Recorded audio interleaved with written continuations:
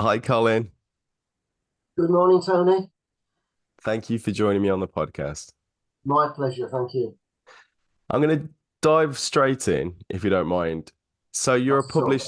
you're a published author on Amazon, amongst other places. Is that right? That's correct, yes. And you've got your latest book, Vinegar and Wine, that's currently available. That's absolutely right. It's currently available. Can you explain a little bit about the process of how you publish a book, please? Yeah, um,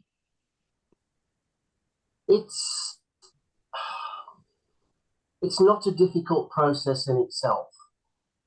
Um, the most difficult part of the process is the writing of the material, the writing of the book.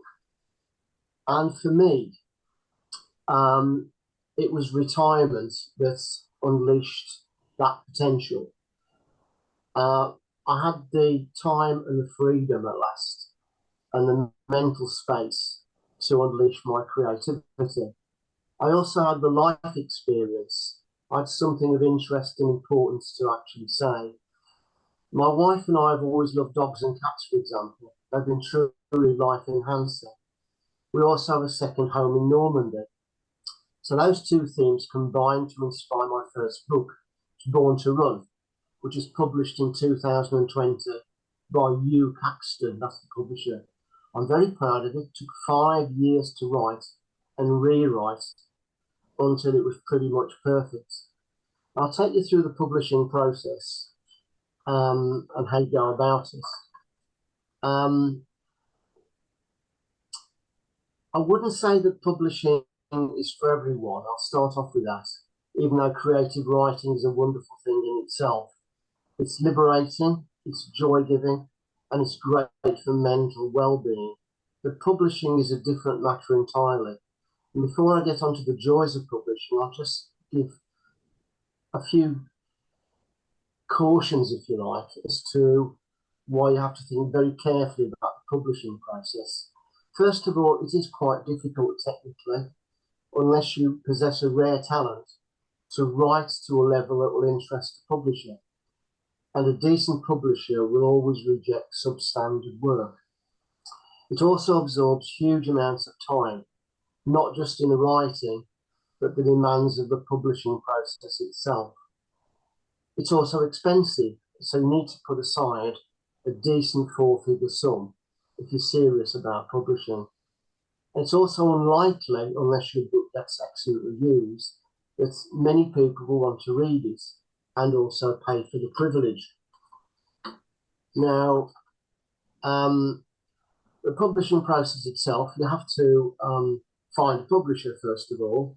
There's many publishers. Most of them are what they call self-publishers. Um, the most prominent of which is Matador. But if you want to, as you need to, study the whole process of publishing and whether it's the right thing for you, I would certainly recommend the Writers and Artists Yearbook, which you can either purchase for about 20 quid or borrow from your local library. And as it says on the blurb on the back, this best-selling yearbook covers all aspects of the writing, submission, and publishing processes.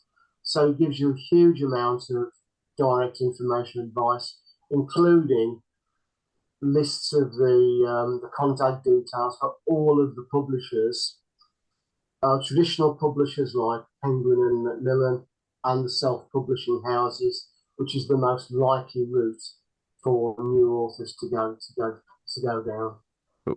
What's that book, Colin? Can you just hold it up to the camera, please? Yes, the Writers and Artists Yearbook, Okay. published annually. And that contains information like a directory about different things that you need to know to publish a book. That's right, exactly. And also contact details for all of the publishing houses And that is that you might want to submit your work to. okay? And that is that published every year? Is that It is, that's the 2023 version. okay?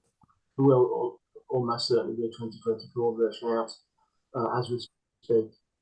So if you wanted to publish something on, let's say Amazon, for example, what would your first step be? So you've written, do you write the book first and then go to the publisher, or do you seek advice from them as to how to write, what would sell? No, it's really, really important. People get carried away by the idea of publishing their book. Fine, but you have to write the material first. Yeah. And what I've said here is that you need to go to a reputable publisher, such as I've already mentioned, YouCaxton or Matador, and they'll give you a guide to publishing that takes you through the whole process. But preparedness is all. Your final text needs to be as good as you can possibly make it. So you don't need to think about publishing until you've got a really honed, perfect as you can make it text. Because it needs to have perfect spelling, perfect punctuation, perfect grammar, and complete absence of typos. And So, as I say, there's something even more important than that. The material itself must be excellent. It must be as good as you can make it. yeah. Before you even consider the publication of the work.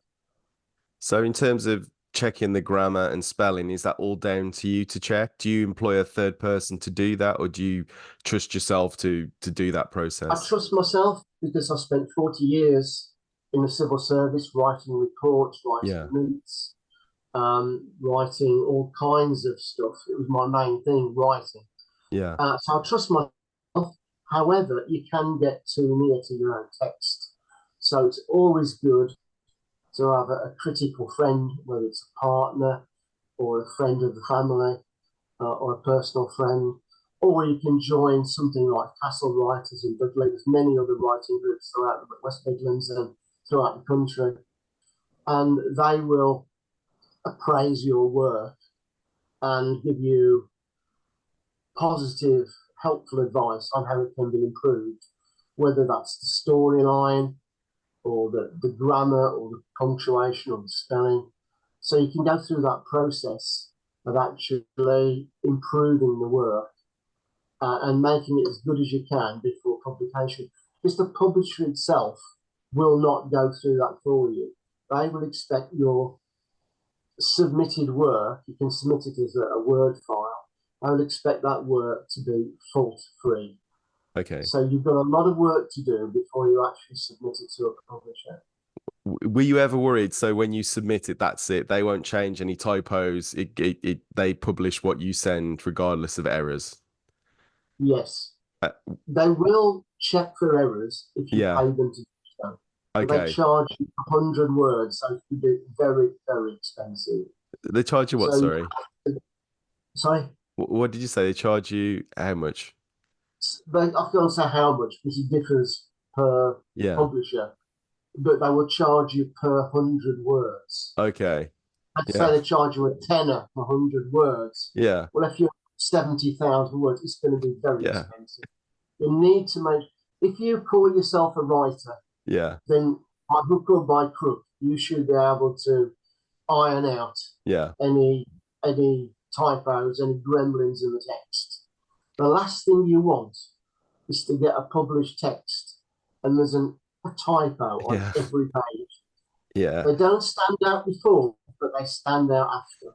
Yeah. You've got to correct all those typos. That's happened to me before. When you think you've finished something like an email, I know it's only an email, but you finished a piece of work, and then the first thing you do when you print it, you notice a typo in the address or something.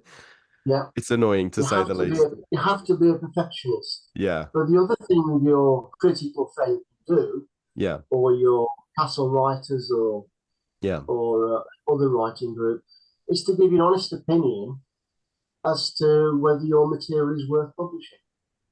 Is it new? Is it original? Does it say something different?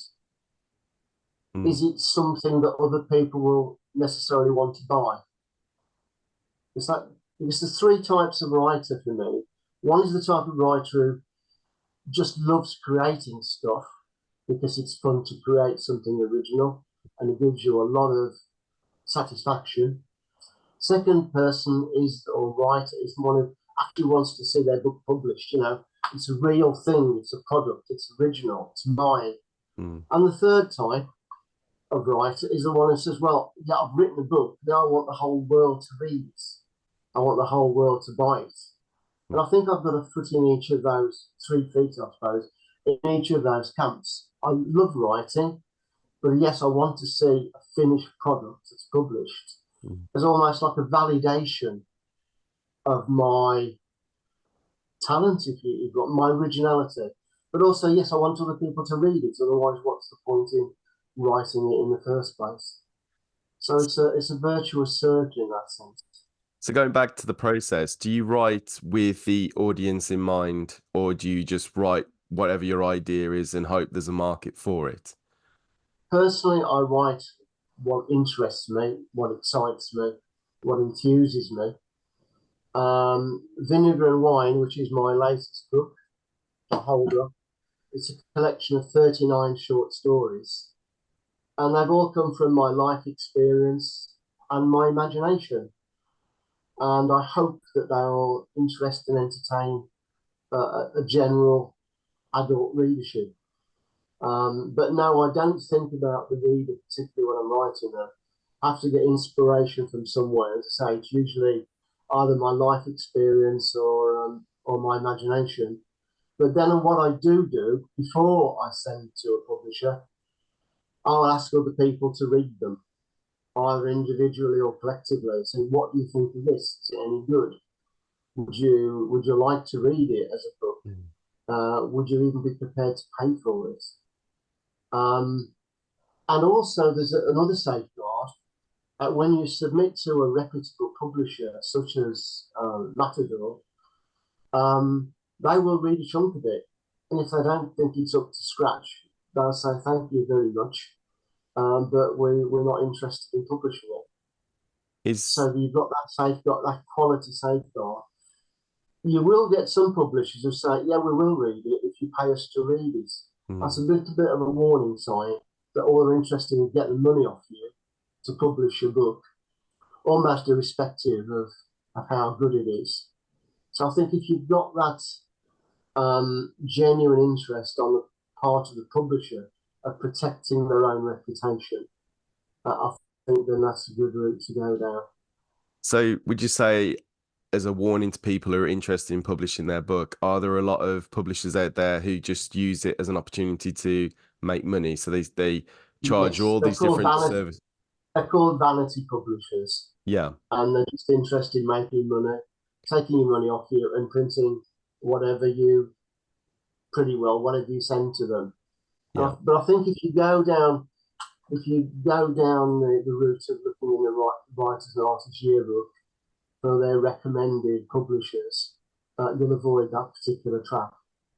But it does mean that your work will have to be of, if you like, publishable quality. You have to get over that hurdle of convincing the publisher that your work is a good enough standard to publish. And I think Matador, just as an example, I think they reject about 30% of the manuscripts sent to them. But I think that's a good thing for the writer because it stretches you to deliver of your best. So going back to Vinegar and Wine, how many iterations did you have to make before it came to the final product? So did you create a first draft, and then did you show it to your friends and they said you need to change this, or maybe you should change this, and did you rewrite it? No, that's very interesting. It happened with Born to Run. That's exactly what happened. I wrote a first draft in about 12 months. And then I kept on honing it, improving it, changing it, showing it to people until I felt that it was about as perfect as it could be. But with Vinegar and Wine, 39 stories written over about 3 years, and I wrote them all individually. And then I looked at them all individually and improved them all individually until I reckoned each one was as good as it could be. And then I bounced it off other people as an additional quality control and made tweaks as a result of people's comments. So it's quite an involved process. But as I've tried to emphasize, it's the writing process that's the most important. Mm. Once you've got the right level of quality in the finished product, then publishing should not be that difficult. Still quite expensive, but not difficult in itself because you've done all the groundwork. Does it depend on the talent of the writer as to how long it takes to write a good book? Do you think some people could spend a few weeks and create a really engaging read, or do you think it just takes a lot of hard work to perfect it? I think everybody's different. It took me 3 years to write Vinegar and Wine, all in. Mm. But other people can knock out a novel in a few months and it Yeah. can be a really good piece of work. It all depends on your own um, writing approach, writing method. But I would say, if you look at the great authors, then usually it took them a year or two to write it. You know, whether you're talking about Charles Dickens or Jane Austen or whatever, it took them a year or two to write a masterpiece. And I think time, given the benefits of time, most things can be improved. And the Is worst thing is if you publish something and then you're reading it afterwards, shucks, I wish I'd done that, or I wish I'd done something else. For me, I need to be totally satisfied with the product before I send it to a publisher. so with your two books, you're absolutely they're perfect. They're as perfect as you can make them. You don't Yes, go back to it and think, perfect as I can make them. yeah, I'm not saying they're masterpieces, they're as yeah, good as I can make them. yeah, you're And I've satisfied. got I've got a sort of a companion volume to Vinegar and Wine that I'm hoping to publish later this year. The Vinegar and Wine, there's nothing in it that I would want to change. Going back to the book itself, the cover art, is that something you select yourself, or is it something the publisher guides you on? How do you work out what the cover art will be? That's a very good question. Um, the publisher, when you go to a publisher, they'll ask you about the cover because they think covers can sell books. And they'll have a huge menu of book covers that you can select from. And that hasn't been used before. So says, "Oh, I like that," and that's perfect for my book. So you can do that. And they've got thousands and thousands of examples of covers that you can just pick off the shelf. And there's nothing wrong with that at all. Probably cost you about 20 quid or so. But I wanted, because a lot of Vinegar and Wine is set in Black Country, set in the West Midlands. So I wanted a local artist to represent that. So there's a guy who I got in touch with, is a local professional artist called Tim Jarvis. And I worked with Tim for several months before we came up with a finished product of the front cover, which is entirely fitting for the content of the book. So I'm really, really pleased with that. So it's up to the author really which approach they take. But I think you do need a good, strong cover that, if you like, reflects the content and material of your book. So just to recap then, so the publishers do have options. They do have cover art that you can use that they will give, Absolutely. and or in the case of you work with this local artist to create something that was bespoke, Now, unique. when I publish, I've already written it. When I publish my next book on the same lines, I'll use Tim again to do a variant of this particular cover. So the two books have got kind of a relationship with each other. Can I ask you, Colin, just going back to the artwork on the cover, what what is the is there a symbolism there? Is the design reflective of the content of the book?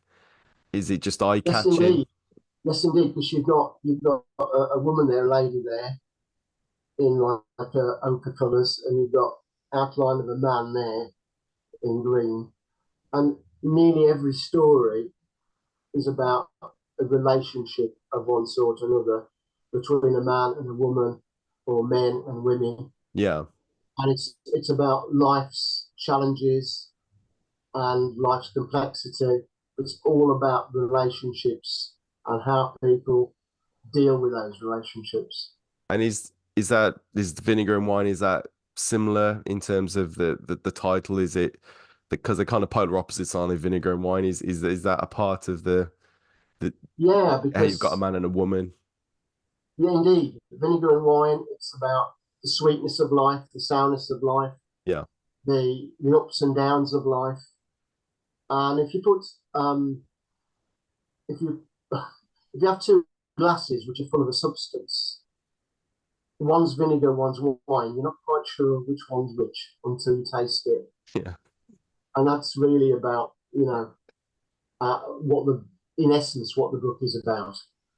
Did Regarding the title, did that come at the end of the book, or did you know what the book was going to be called at the start? Now, Or I just have these, usually when I'm walking my dog, I have these inspirations. And the vinegar and wine just came out of the ether as I was walking my golden retriever one day. And so it's very much like the inspiration for the stories. yeah, Sometimes I can just be walking in the local park and the whole story will come to me. All I've got to do is write it down. Or sometimes it's just the title or the opening sentence that comes to me. And I have to think the story through incrementally. So the inspirational process is quite a fascinating one in its own right. final question. When it comes to like writer's block, is that something you had to deal with?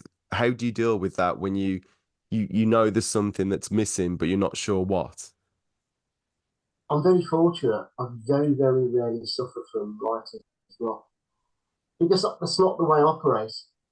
I I think things through in my mind before I set them down on the page.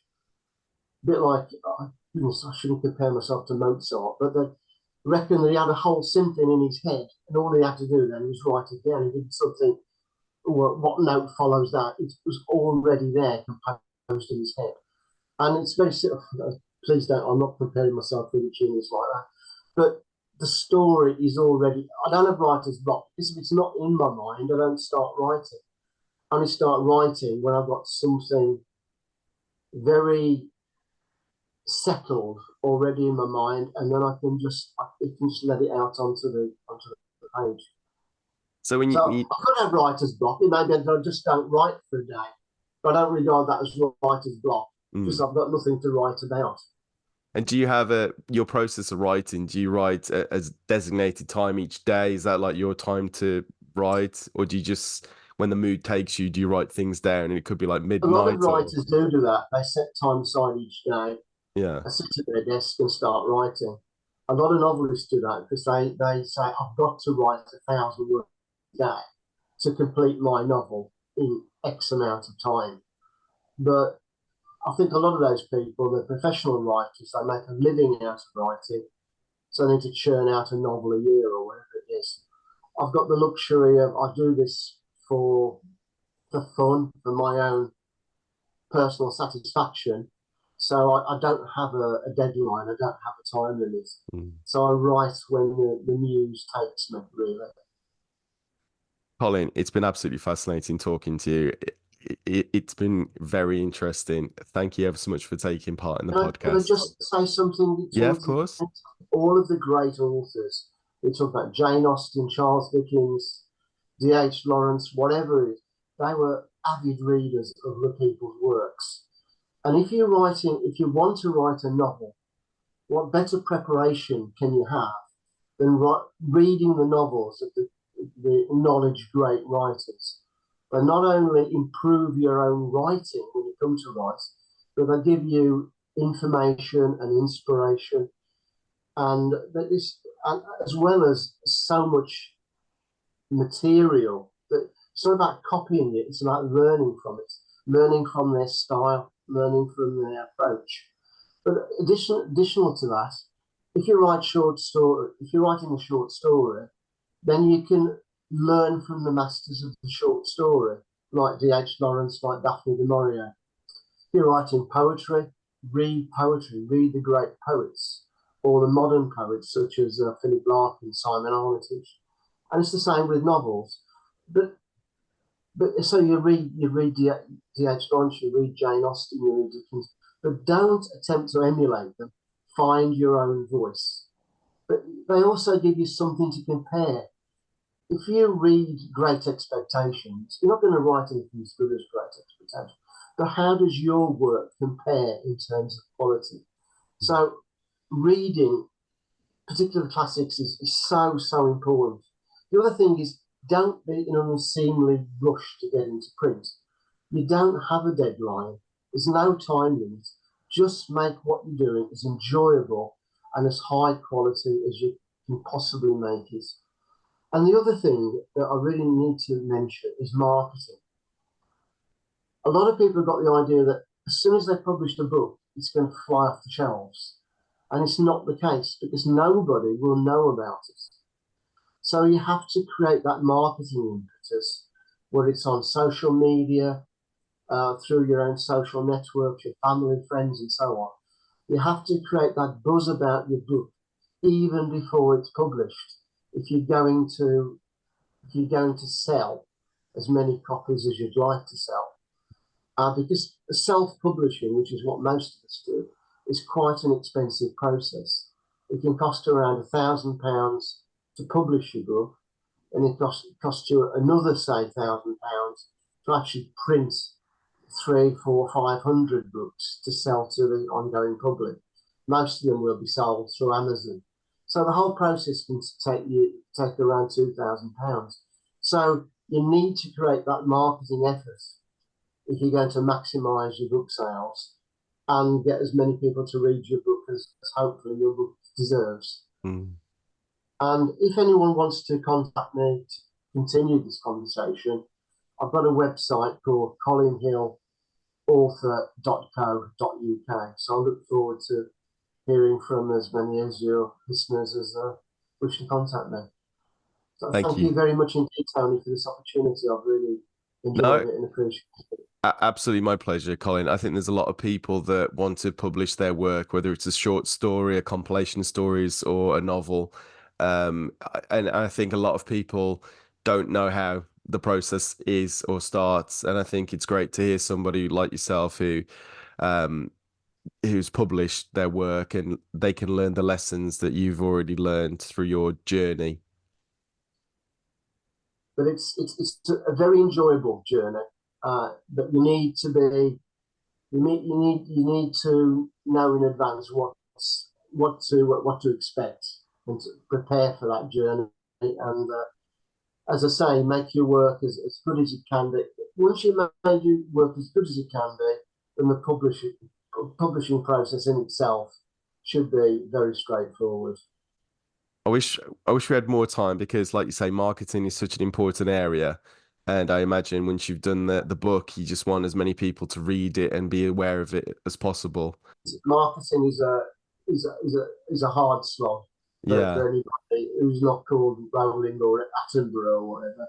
You know, if you're a new author, it is a hard slog, but it's worth it in the end to get an additional audience reading your book. Thank you ever so much, though. I know I said it before, but I do appreciate your time, and it is a very interesting area, publishing whatever it is, a full novel or just a short story. Thank you very much, Tony. Thank you very much indeed. Take care. Bye-bye. Cheers. Bye for now. Bye.